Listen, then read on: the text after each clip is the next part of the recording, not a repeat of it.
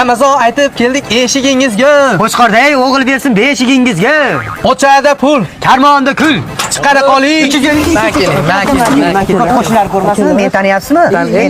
Ay, kim edi? Abdurashid Varishev sizmisiz? Yo'q, qadam bilyapsizlar. Men tanimay qoldingizmi? Bankdanmiz kredit aka. Bu qarzni qachon to'laysiz? Aka, sizlar kredit olasizlar, biz oyligimizdan ushlab qolib, mashina qilib olmasak, ola olmayapmiz aka. 6 oy bo'ldi, uyga nov olib kirganim yo'q. Qachon berasiz kreditni? Yo'q, shunga shunchami, ha? Shunga shunchami? Hozir olib chiqib beraman. Qo'shnami? Hozir endi aka mana bu yurmaydi. Bo'ldi, bu ham chiqmaydi. Yo'q, endi. Chiqmaydi.